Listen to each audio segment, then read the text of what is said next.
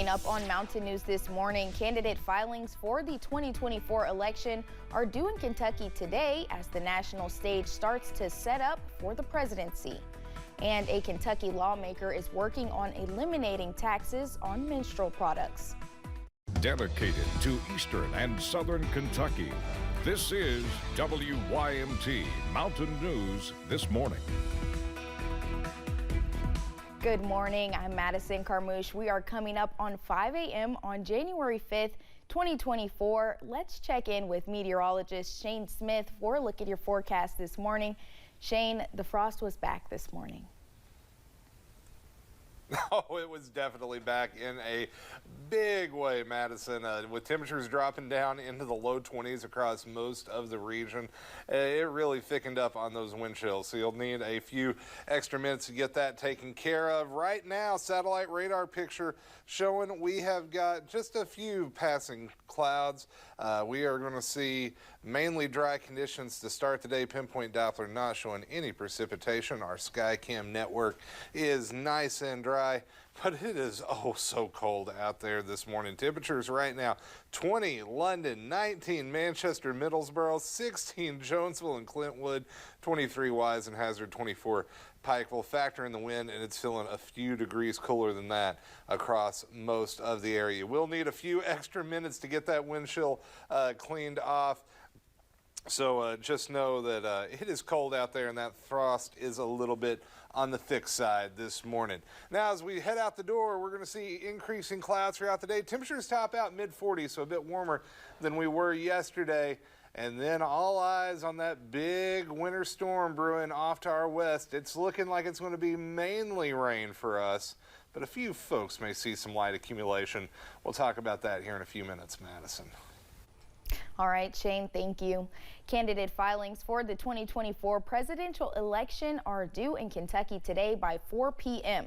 But with Kentucky's presidential primary months later than most other states, will the candidates already be decided come May 21st?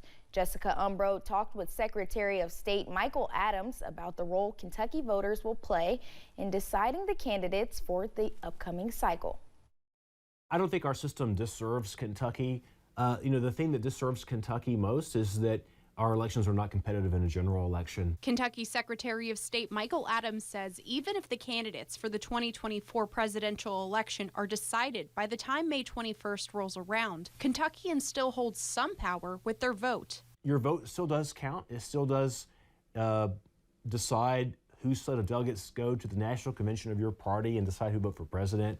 But of course, the reality is the early states have disproportionate influence in settling the field. Secretary Adams tells me that changing the date of Kentucky's presidential primary is not entirely simple, with Democrats and Republicans nationally differing on how they view which state should come first, with setting the stage for a national decision. The Democratic Party was concerned that you had a very white, very rural state that got disproportionate influence over who the nominee of the party would be. Democrats are not set to hold their traditional Iowa caucus this cycle. However, Republicans are still holding their caucus in less than 2 weeks, which Secretary Adams says could mean Republicans would be more on board with making Kentucky's primary earlier if it were proposed in the legislature. The Republican Party doesn't really have that debate going on.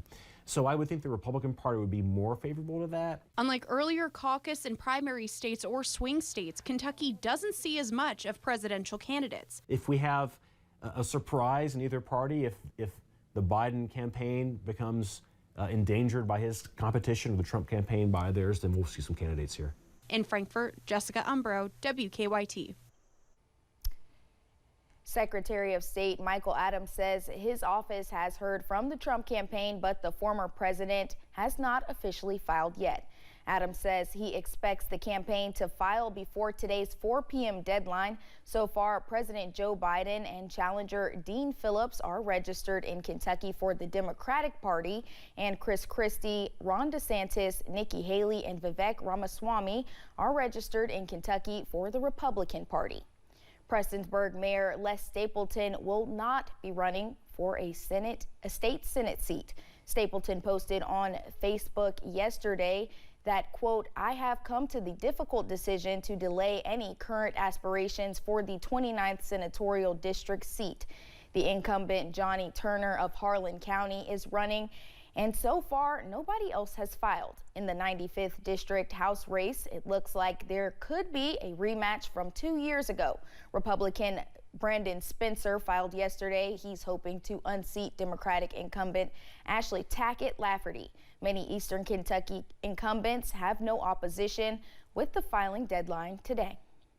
A Kentucky lawmaker introduced legislation that would eliminate taxes on menstrual products.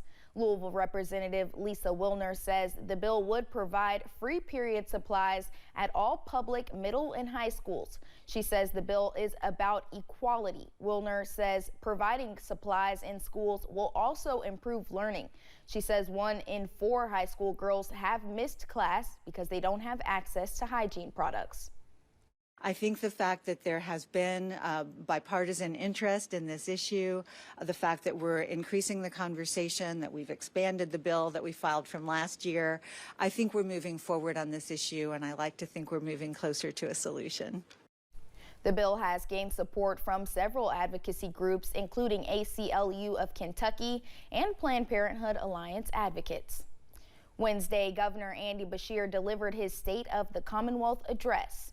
He reflected on his first 4 years in office and honored several Eastern Kentuckians for their work, including Scott McReynolds and the Housing Development Alliance for their efforts during the July 2022 flood. Yesterday, McReynolds reflected on the positive strides HDA made rebuilding in 2023. To me, I think the most staggering number is that last year we touched 40 new homes. Now that may be finishing a home that we started in 2022, that may be a home we built from start to finish in 23, or it may be a home we just started at the end. McReynolds says prior to the flood, the record number of homes they had touched in a year was 23.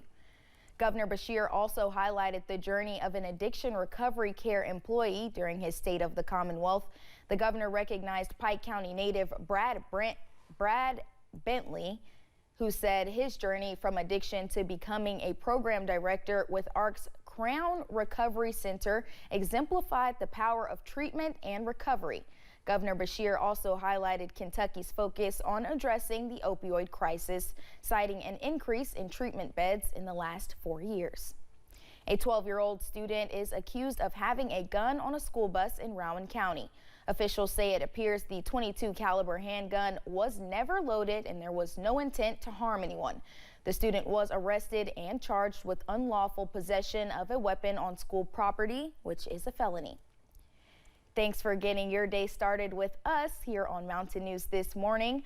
Coming up, the Secretary of State heads to Israel once again as tensions in the region continue to rise. Dealing with a cold start this morning across the mountains. However, winter weather returns later in the day. We'll map out what to expect after the break.